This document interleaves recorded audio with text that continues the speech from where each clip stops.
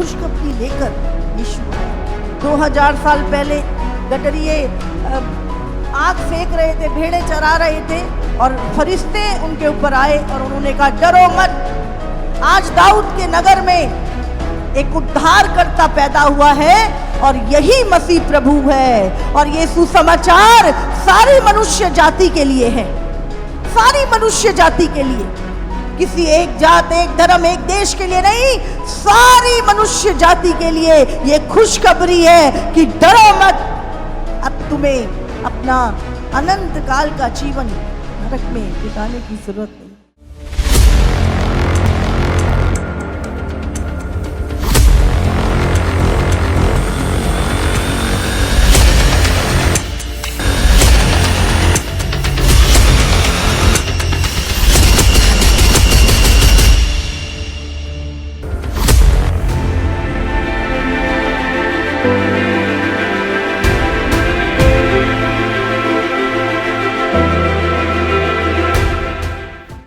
एक बार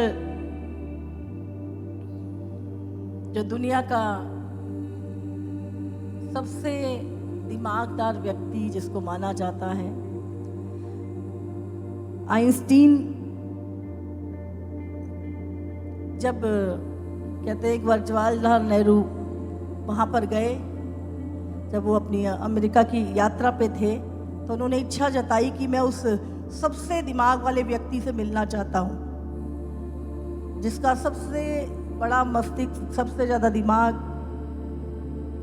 और उनके रिक्वेस्ट करने से कहते हैं उन्होंने हाँ भरी और वो आइंस्टाइन से मिले। और कहते हैं उनके बीच में कुछ बहुत सारी बातें हुई, दुनियादारी की बातें, पॉलिटिक्स की बातें, बिजनेस की बातें, बहुत सारी बातें। और आखिर में कहते हैं नेहरू जी ने एक सवाल आइंस्टाइन से किया, सबसे बुद्धिमान व्यक्ति माना जाता है उसे, दिमाग वाला। उन्होंने पूछा आपने इतनी चीजें खोजी, इतनी चीजें आपके पास, क्या आपने जीवन का अर्थ ढूंढ लिया है? जीवन का अर्थ क्या है? क्या आपने जीवन का अर्थ ढूंढ लिया है? उन्होंने कहा नहीं, मैंने जीवन का अर्थ नहीं ढूंढा और ना मुझे पता है कि ये जीवन क्या है, क्यों है, कहाँ से है। दुनिया का सबसे बुद्धिमान व्यक्ति, दिमाग वाला व्यक्ति, ये संसार आज भी उसके विषय में पढ़ता है, लेकिन वो भी जीवन का अर्थ नहीं पता लगा सका। जीवन क्या है? आज हम यीशु को सेलिब्रेट कर रहे हैं, कारण क्या है उसका? आज हम जानेंगे। बहुत सारे बार हमारे जीवन में सवाल आता है, मैं क्यों हूं इस धरती पर? किसने मुझे बनाया है? मेरा जीवन का जीने का अर्थ क्या है? और ऐसे बहुत सारे सवाल समय समय पर हमारे मन में आते हैं और आज हम उसी जीवन का अर्थ समझेंगे, क्योंकि एक ही बार मिलता है ये जीवन। और इस जीवन में अगर जीवन का अर्थ नहीं समझा, हम इस धरती पर क्यों हैं, तो हमारा बेकार है इस संसार में आना और हम उसके बाद कभी वापस नहीं आएंगे। तो जब आप इस संसार में आए हैं, आप कोई भी क्यों नहीं, मैं सबसे दुनिया के दिमागदार बंदे की बात बता दी है मैंने आपको, उसको भी जीवन का अर्थ नहीं पता था। तो आप जो कुछ भी कर रहे हैं, क्या कर रहे हैं, क्यों कर रहे हैं, ठीक है, संसार में आए हैं, सब अपना अपना काम कर रहे हैं, लेकिन जीवन का अर्थ क्या है? हमारे मन में सवाल आता, मैं यहाँ क्यों हूँ? कई बार हमने कहा होगा, उसने मुझे क्यों भेजा, उसने मुझे क्यों बनाया? बस दौड़े चले जा रहे हैं। शरीर और आत्मा की जो एकता है वो जीवन है। जीवन बहुत तरह की, पौधों में भी जीवन है, जानवरों में भी जीवन है, लेकिन मनुष्य का जीवन अलग है। मनुष्य के भीतर एक आत्मा है और आत्मा और शरीर की एकता से ही एक जीवन बना है। हालेलुया। और आज मैं 3 जीवन के विषय में बात करेंगे हम। पहला जीवन जो हमें हमारे माता पिता से मिला। आज आप जितने लोगों के पास बैठेंगे वो आपको जीवन का अलग अर्थ समझाएगा। भाई जिंदगी तो ऐसी है, जिंदगी तो वैसी है, जिंदगी में ये होना चाहिए, जिंदगी में वो होना चाहिए, जिंदगी तो बेकार है, कुछ कहेंगे। पर जीवन का जब तक आप असली परिभाषा नहीं समझेंगे, आपका जीवन बेकार ही है। हालेलुया। ये मनुष्य का जीवन थोड़े समय का है। बाइबल हमें बताती है कि जीवन परमेश्वर की धरोहर है। इस दुनिया में जो जीवन हमें मिला है ये परमेश्वर की धरोहर है और जीवन बहुत छोटा है। ये जीवन हमें कहां से मिला, इसका मूल कहां है? आप बोलेंगे ये जीवन कहां से मिला? मेरे माता पिता से। माता पिता को कहां से मिला? उसके माता पिता से। उनके माता पिता को कहां मिला? उनसे माता पिता से। और अगर आप चीजों को फोल्ड करते जाएंगे तो फिर एक वचन उत्पत्ति में लिखा है 2:7 में, तब यहोवा परमेश्वर ने आदम को भूमि की मिट्टी से रचा और उसके नथनों में जीवन का श्वास फूंक दिया और आदम जीवित प्राणी बन गए। हालेलुया। अगर हम चीजों को फोल्ड करते जाएं तो हर मनुष्य का जो जीवन है वो परमेश्वर से निकला है। हमें जीवन परमेश्वर ने दिया है और जीवन परमेश्वर का स्वभाव है। उसकी श्वास है जो हमारे भीतर आज रहती है और दुनिया के हर एक व्यक्ति के अंदर जो जीवन है वो परमेश्वर से जुड़ा हुआ है। वो परमेश्वर के द्वारा मनुष्य को मिला है। हालेलुया। एक यूहन्ना 5:20 में भी लिखा है, यह भी जानते हैं कि परमेश्वर का पुत्र आ गया है और उसने हमें समझ दी है कि हम उस सच्चे को पहचाने और हम उसमें जो सत्य है अर्थात उसके पुत्र प्रभु यीशु मसीह में रहते हैं। सच्चा परमेश्वर और अनंत जीवन यही। सबसे पहले हमारा शारीरिक जीवन जो हम सबको परमेश्वर पिता से मिला और दूसरा है आत्मिक जीवन। आत्मिक जीवन जो प्रभु पे विश्वास करने के द्वारा हमें मिला है, जिसको हम अभी जी रहे हैं। और तीसरा जीवन है अनंत काल का जीवन। 3 किस्में जो जीवन की हम, शारीरिक जीवन जो उत्पत्ति से ही परमेश्वर ने हमें दिया, हमें शरीर में बनाया और अपना आत्मा फूंका। दूसरा जीवन जो यीशु पर विश्वास करने के द्वारा हमारा आत्मिक जीवन हमें मिलता है। और तीसरा जीवन अनंत काल का जीवन। कौन सा जीवन? अनंत काल का जीवन। बाइबल में इफिसियों 2:1 में लिखा है, उसने तुम्हें भी जिलाया जो अपने अपराधों और पापों के कारण मरे हुए थे। हाँ, उसने तुम्हें भी जिलाया, यीशु की तरह तुम्हें भी जीवित किया जो अपने पापों में मरे हुए थे। यीशु ने हमें अनंत काल का जीवन दिया। तो 3 जीवन, एक वो जीवन जो उत्पत्ति से मनुष्य को शरीर में जो मिला, दूसरा आत्मिक जीवन जो यीशु पर विश्वास करने के द्वारा, और तीसरा है अनंत काल का जीवन। हालेलुया। और बाइबल हमें बताती है कि जब परमेश्वर ने आदम को बनाया तो कोई मौत नहीं थी उस समय पर। पाप के कारण मौत आई, फिर भी इंसान बहुत लंबा जीता था उस समय। बाइबल में बताती है जो सबसे लंबी उम्र 846 साल की जो मतुशल्य ने भी जी, और जो एक एज थी।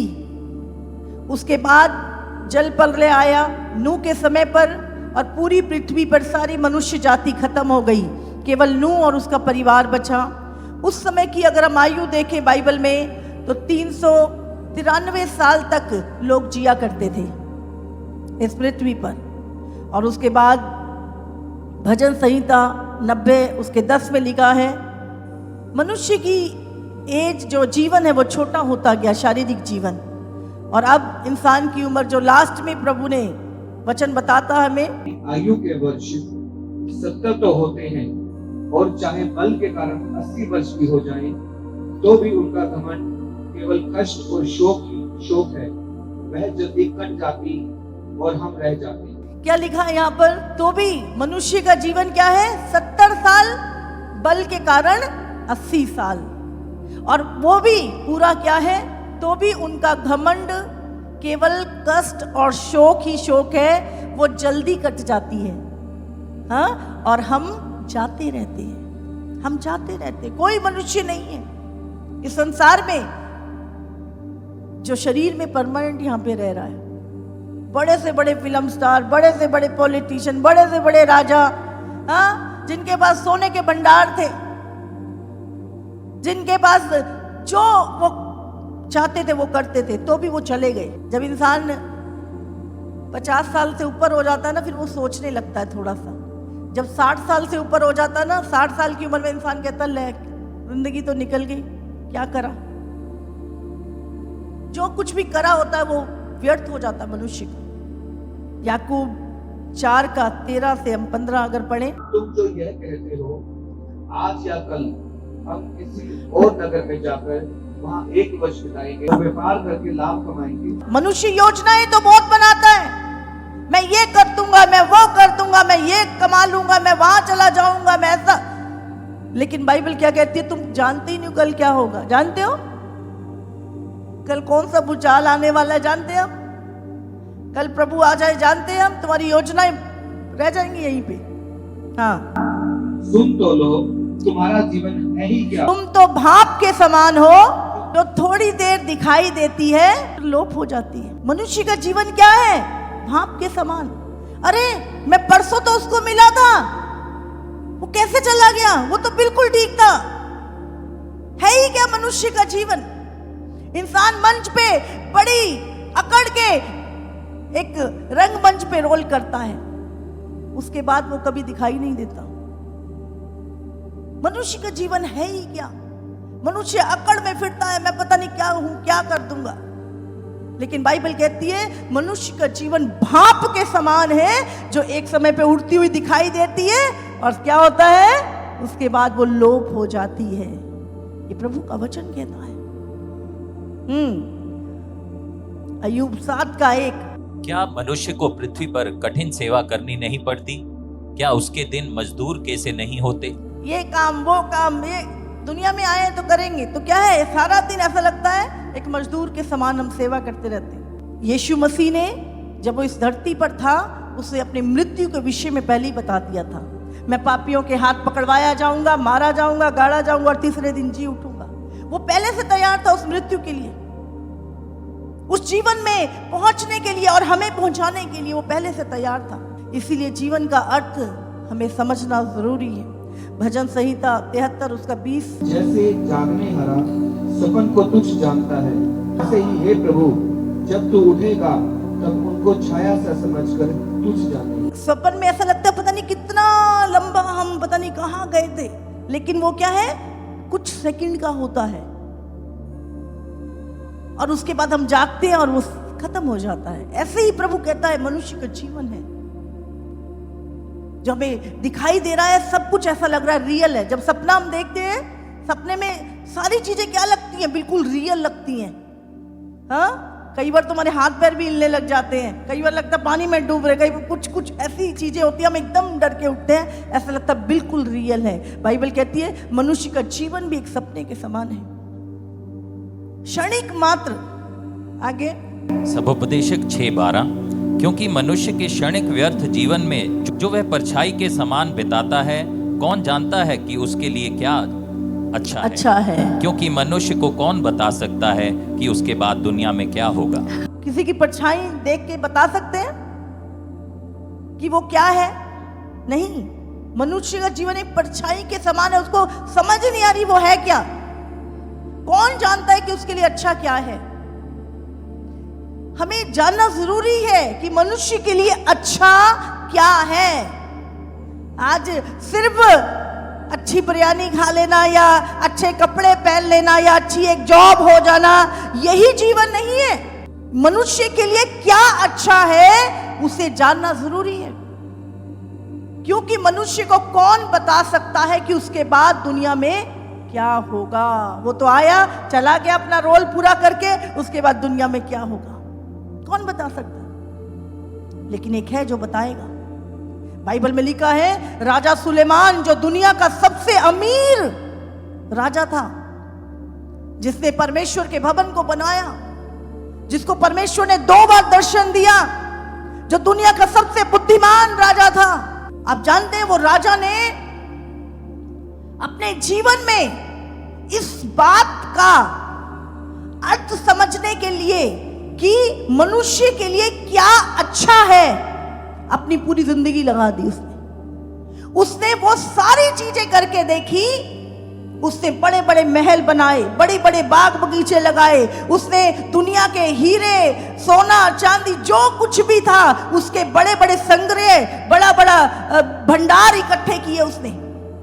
उसने अपने लिए बहुत सारी रखेलियां रख ली, बहुत सारी नाच गाने वाले रख लिए। दुनिया में जो व्यक्ति कहता है कि इसमें जीवन है, उसने वो सब कुछ करके देखा। और वो जो भी करता था उसके बाद उसके मतलब को समझता था और कहता था व्यर्थ ही व्यर्थ है, सब कुछ व्यर्थ है। हालेलुया। तुम्हें नहीं पता तुम्हारे जाने के बाद तुम जिसके लिए छोड़ के गए हो वो क्या करेगा तुम्हारे धन का। तुम्हें नहीं पता तुम्हारे मरने के बाद तुम्हें कफन भी मिलेगा कि नहीं मिलेगा। हम पता नहीं कौन सी जगह में देख रहे थे, इतनी लाशें। भूकंप आया, जेसीबी से ऐसे इकट्ठे कर रहे थे।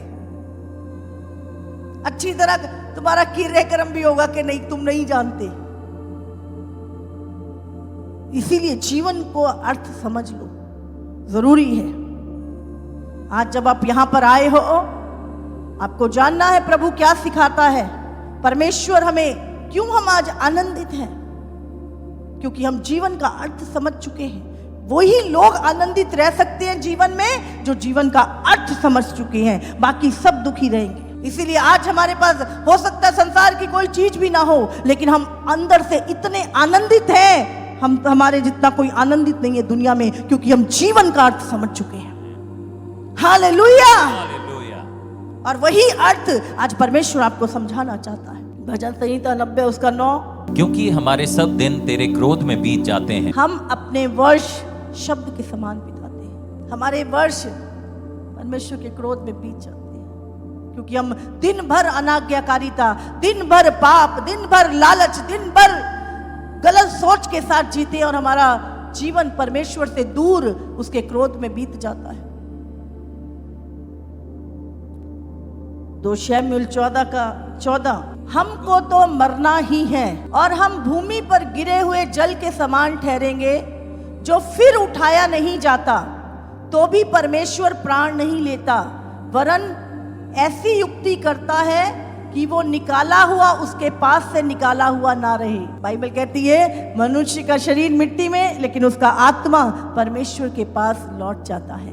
परमेश्वर मनुष्य के प्राण को ऐसे ही नहीं जाने देता, वो अपने पास रखता है उसके प्राण। अय्यूब 14 का 2, वह फूल के समान खिलता और फिर तोड़ा जाता है, वह छाया की रीति पर ढल जाता और कहीं ठहरता नहीं। आप कहें मैं तो जीऊंगा नहीं, तो भी जीवन चलता रहेगा, समझ रहे हैं। और बहुत सारे फूल ऐसे हैं जो खिलते ही नहीं हैं, पहले ही कट जाते हैं। बाइबल में बताती है जीवन समय का एक पल है जो बीत जाएगा, लेकिन जीवन एक अनंत काल की तैयारी है। मैं अगर आपसे पूछूं, बस 1 सेकंड आप मुझे उत्तर दें 1 सेकंड में, कि आप अपना अनंत काल का जीवन कहाँ बिताना चाहेंगे? या तो प्रभु यीशु मसीह के साथ जो जीवन का सोता है स्वर्ग में, या नरक की घोर आग और पीड़ा में आप अपना अनंत काल का जीवन कहाँ बिताना चाहेंगे? एक सेकंड में अगर मैं आपसे पूछूं, हाँ, तो हम सब कहेंगे कि प्रभु के साथ स्वर्ग में मैं अपना अनंत काल का जीवन बिताना चाहूंगा। हालेलुया। हालेलुया। और हमें ये जीवन जो है वो उस अनंत काल के जीवन की तैयारी के लिए हमें मिला है, ताकि हम उसकी तैयारी कर सकें। और ये पल भर का है, इसीलिए हम दुनिया भर के काम काज, दुनिया भर के बोझ, हमें ऐसा लगता है मैं नहीं होऊंगा तो दुनिया नहीं चलेगी। हाँ, हजारों लोग चले गए, दुनिया चल रही है।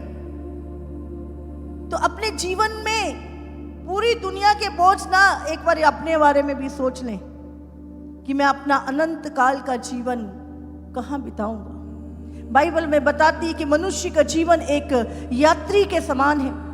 जैसे एक आप लंबी ट्रेन में बैठते हैं और एक टाइम आता है, हर व्यक्ति का स्टेशन आता है और वो उतरता जाता है, आखिरी स्टेशन पे भी कुछ उतर जाते हैं। तो जीवन भी एक ऐसी ही यात्रा है जहां पे कभी ना कभी किसी ना किसी का स्टेशन आ जाएगा। हालेलुया। आज हमें जानना है वो अनंत काल का जीवन। आज हम क्यों खुश हैं? अरे प्रभु यीशु मसीह 2000 साल पहले गडरिये आग फेंक रहे थे, भेड़े चरा रहे थे, और फरिश्ते उनके ऊपर आए और उन्होंने कहा डरो मत।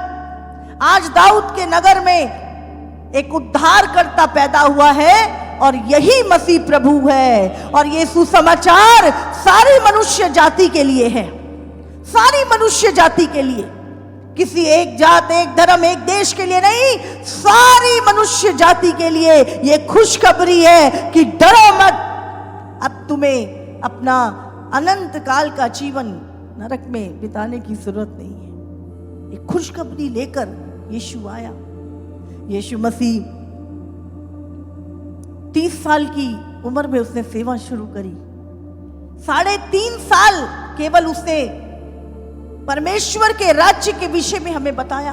परमेश्वर ने पूरी धरती, परमेश्वर के लिए ऐसी हजारों अर्थ हैं, हजारों ग्रह हैं ऊपर।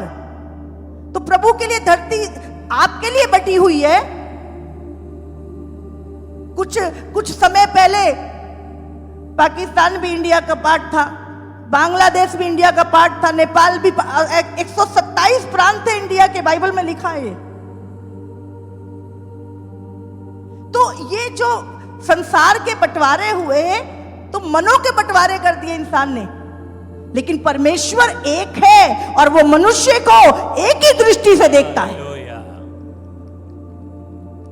अगर परमेश्वर ने इंसान को बंटवारे परमेश्वर के मन में होते तो किसी के अंदर लाल खून भर देता, किसी के अंदर पीला, किसी के अंदर नीला, और शक्लें भी अलग अलग कर देता, किसी के 4 सींग लगा देता, किसी के 5 कान लगा देता, पीछे को लगा देता। उसने तो भेदभाव नहीं किया। और ये इंसान ने किए सब। मनों में परमेश्वर पक्षपात नहीं करता। बाइबल कहती है मनुष्य पापी है, सबने पाप किया और सब परमेश्वर की महिमा से दूर है। और परमेश्वर ने खुद, उसने कहा वचन इस संसार में आएगा। जब यीशु मसीह पैदा हुआ, आपको क्या लगता है वो अचानक से आ गया?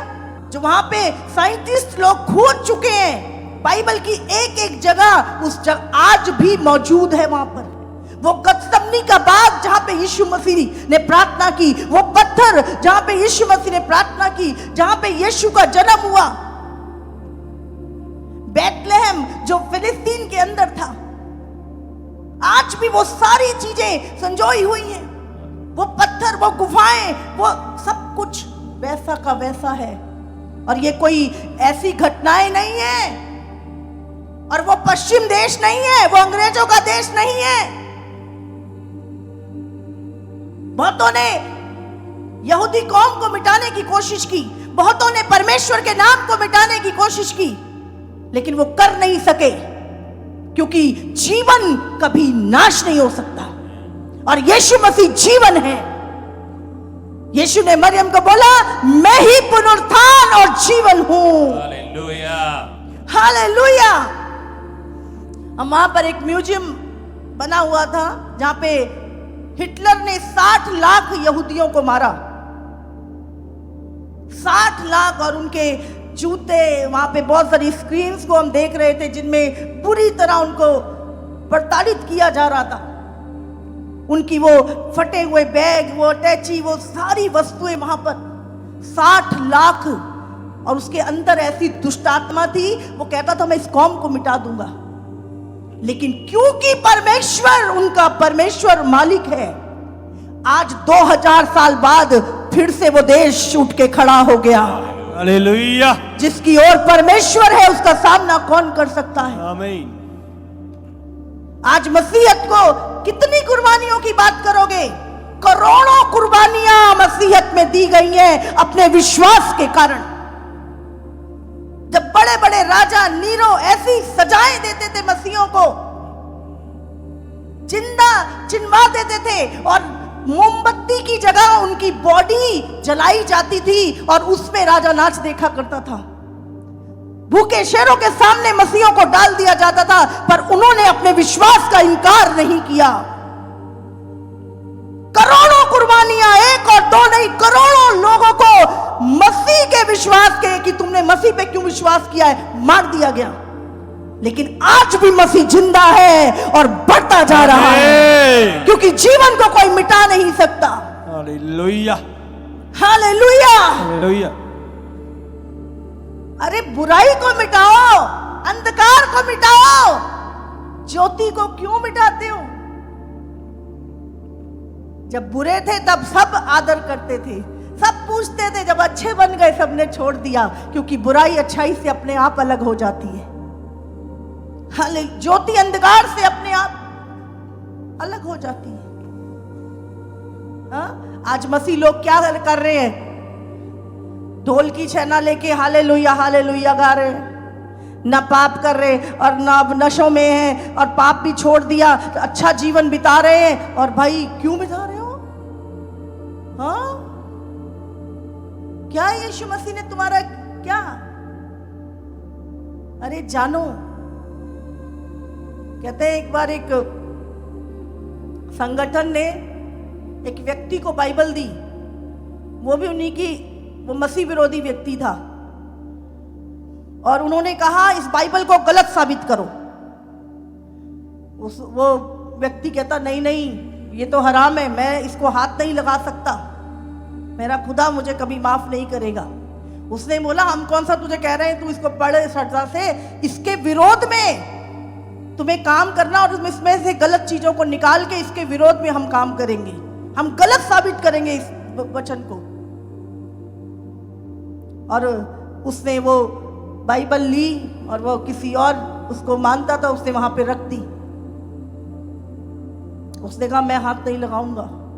अब वो पूछते थे उसको, उसके ऊपर वाले बोले नहीं नहीं, मेरे आत्मा नहीं मान। एक दिन उसका कमरा रोशनी से भर गया और आवाज आई, मैं यीशु हूं। उसने कहा उठा अपनी, उसने ये नहीं कहा बाइबल उठा, उसने कहा उठा अपनी पुस्तक, वो धर्म पुस्तक उन्होंने अब उसकी धर्म पुस्तक में उठाया और उसमें यीशु के विषय में लिखा था। और वो व्यक्ति जो एक निर्दयी दूसरों को मारने वाला व्यक्ति था, उसका जीवन बदल गया यीशु के साथ इनकाउंटर। हालेलुया। आज वो प्रभु का प्रचार करता है। आमीन। अरे प्रभु के विरोध में चलना सोच भी मत लेना, सोच भी नहीं। यीशु प्यार करता है, उसने प्यार करना सिखाया है। हालेलुया। जब मसीहों को सताया जाता है ना, हो सकता है वो नहीं बोलते, वो रोते हैं और दुआई देते हैं प्रभु की, और प्रभु कहता है पौलुस ए शाऊल तू मुझे क्यों सता रहा है। फिर हम फिर सोचते हैं ये क्यों हो गया मेरे साथ, वो क्यों हो गया। तूने भाई क्या किया, तू भी याद कर ले। तू निहत्ते खुदा को मानने वाले लोगों को तुम सताओगे, कौन से इनाम मिलेंगे तुम्हें, वो प्रभु ही देगा। हाँ, इस दुनिया के 2-4 मेडल लेके, 2-4 पदवियां लेके कुछ नहीं मिलना। असली जीवन तो वो देगा। वहां पे न्याय होगा कि अनंत काल का नरक की आग और ये अनंत काल का जीवन, वो है असली न्याय। ये तो बीत जाएगा कि कुछ भी कमा लो, कुछ भी बन जाओ। राजा सिकंदर भी खाली हाथ गया और खाली हाथ चला गया पूरी दुनिया जीतने के बाद। इसलिए अपनी मैं को मिटा के अपने जीवन के अर्थ को समझो कि मैं क्यों हूं। और बाइबल हमें बताती है फिलिपियों 1:21, मेरे लिए जीवित रहना मसीह है, मर जाना लाभ है। पौलुस क्या कहता है, मेरे लिए जीवित रहना मसीह है और मर जाना लाभ है। आज हमारे लिए क्या है, मर जाना लाभ है। क्यों? इस जीवन के बाद वो जीवन हमारी वेट कर रहा है। यीशु मसीह हमारी वेट कर रहा है। यीशु ने कहा स्वर्ग का द्वार मैं हूं। बाइबल में एक वचन लिखा है 1 यूहन्ना 5:11, और वो गवाही ये है कि परमेश्वर ने हमें अनंत जीवन दिया है और ये जीवन उसके पुत्र में है। जो यीशु पे विश्वास करते हैं, बाइबल कहती है यीशु ने हमें अनंत जीवन दिया है। कौन सा जीवन? जब हम अपना अनंत काल उस प्रभु के साथ बिताएंगे, नरक में नहीं, उस पीड़ा के स्थान में नहीं। आप सबको जय मसीह की। इसी तरह से परमेश्वर के और सामर्थी और अद्भुत प्रकाशनों को अपने जीवन में ग्रहण करने के लिए हमारे YouTube चैनल को सब्सक्राइब करें ताकि हर एक वीडियो का नोटिफिकेशंस आप तक पहुंच सकें। हालेलुया।